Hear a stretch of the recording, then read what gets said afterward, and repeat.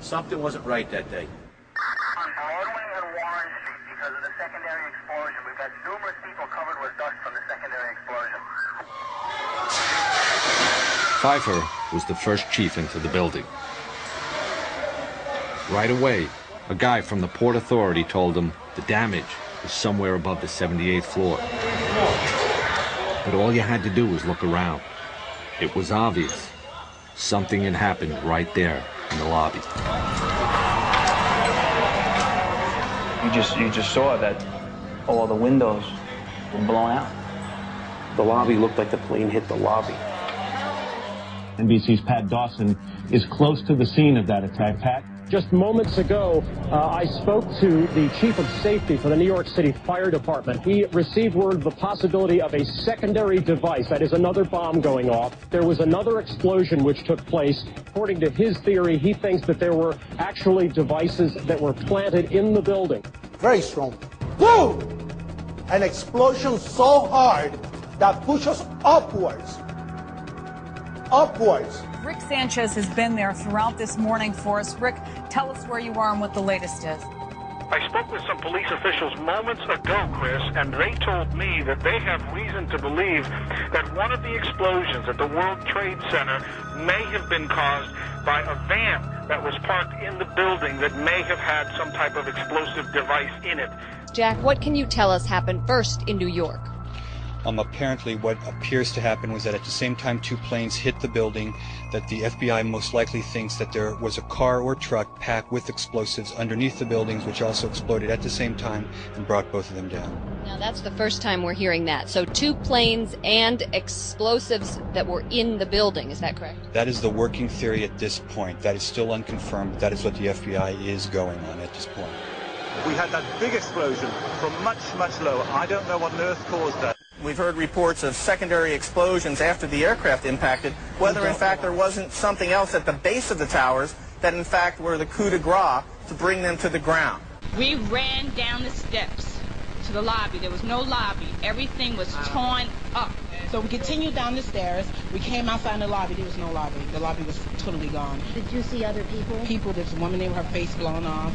It looks like a ghost town. There are federal agents with guns standing outside the federal buildings, clearing people out. The only thing left in the street are people's shoes as they ran out of their shoes to escape the fire bombs and the explosions. I saw the plane coming this way in a spot. It goes factory directly to the building. Was this the first plane or the second plane? This was the first plane. The second plane, there's no second plane. It was a bomb.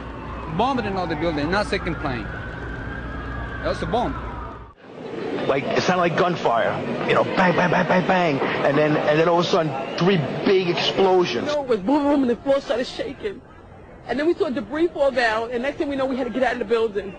We stuck on the stairs for a while. We finally got down to the lobby. Then we get to the lobby, there was this big explosion. At 10:30, I tried to leave the building, but as soon as I got outside, I heard a second explosion and another rumble. And then a fire marshal came in and said we had to leave because if there was a third explosion, this building might not last. It just went ba-boom. It was like a bomb went off.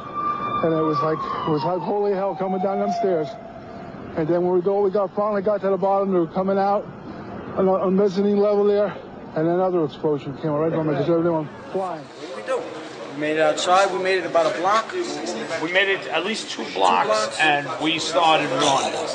Floor by floor, it started popping out. It was if they had detonated. Yeah, if they were planned to take down a building. Boom, boom, boom, boom, boom, boom, boom, boom. All the way down. I was watching it and running. Just ran. As we were getting our gear on and making our way to the stairway, there was a heavy-duty explosion. A truckload of explosives was discovered around the George Washington Bridge. That bridge links New York to New Jersey over the Hudson River. Whether the discovery of those explosives has anything to do with other events of the day is unclear, but the FBI has two suspects in hand, said that enough explosives were in the truck to do great damage to the George Washington Bridge. Yeah, here's one of the guys who can tell you I'm okay, all right? Here, hold on. You want to call your mother or something? You gotta get back from here. I know that. You gotta get back. All right? Don't worry about me. You need to make calls right now. All right. Bomb in the building, start clearing out. Sorry, you said it's a bomb? What'd you say? Bomb in the building, start clearing out. Got it. Started walking down the stairs. We made it to the 8th floor. Big explosion. Blew us back into the 8th floor. You hear that? Keep your eye on that building. It'll be coming down. The building is about to blow up. Moving back. All right, guys. We are walking back. There's a building about to blow up. Just in the last few seconds, another building, building number 7, one of the buildings in support of the World Trade Center towers, has collapsed. This is no small building, as you can see, at 47 stories.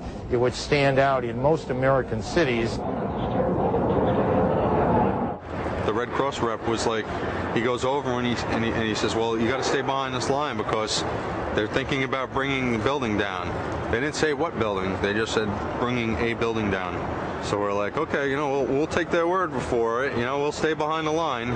And he went over and he talked to one of the, through all the commotion, he goes over and he asked one of the Red Cross, or one of the firefighters, what was going on. I guess, I don't know if he got an answer or not. He came back over with his hand over the radio, and it sounded like a countdown. And at the last few seconds, he took his hand off, and you heard 3, 2, 1, and he was just saying, just run for your life, just run for your life. And then it was like another 2, 3 seconds, you heard explosions. Like, boom! It's like a distinct sound. It's not like when in compression, like boom, boom, boom, boom, boom, like floors that were dropping and collapsing. This was boom, and like you felt a rumble in the ground, like almost like you wanted to grab onto something.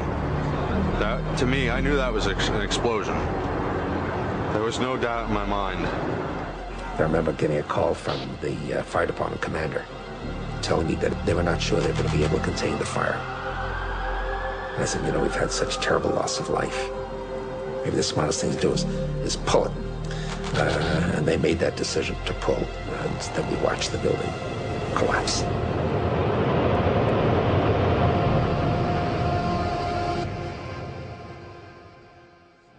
We got down to the 3rd floor, and that's where the stairwell collapsed on us. And we had to dig our way out. Now the building's coming down. We can't see nothing. Once again, I'm saying our prayers. You know, the show is over here now. This is it. And with that, all of a sudden, we're looking for another stairwell. Me and the lieutenant open the door. We find a body in this closet. We were like, what the heck is that? Where did this come from? Holy shit, what's going on here? Something's crazy going on. We got our way out of the 3rd story, and that's where the maintenance fella with a little flashlight saved our lives. He was pointed over, and if it wasn't for him, we never would have found another stairwell. The building would have collapsed. So Willie Rodriguez? Willie Rodriguez. Thank you, Willie. He saved our lives. Saved about 12 guys' lives that day. At least. We got down to the lobby, and everything was blown out, exploded. Everything was. And we were the only ones in the lobby now. We're going, wait a second here. Where is everybody?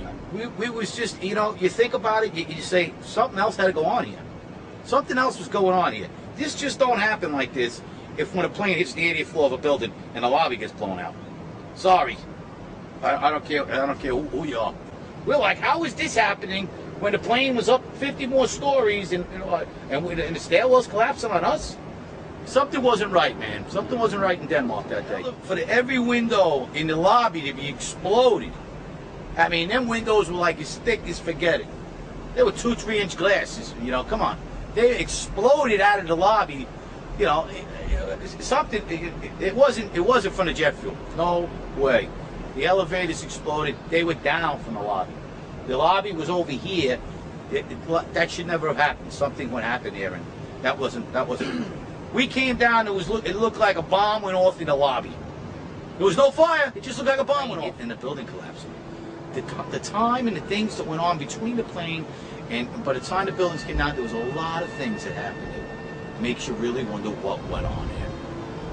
And that's you know, it's too much. It's too much. There's too many things that went wrong that I mean, I don't, like, you know, I'm not, I guess, an expert on a plane in a building, but just me being in there and experiencing what I've seen and dealt with, something wasn't right that day. And I think everybody in that lobby knew it. As you look at their faces and you could see fear, death, destruction happening in seconds.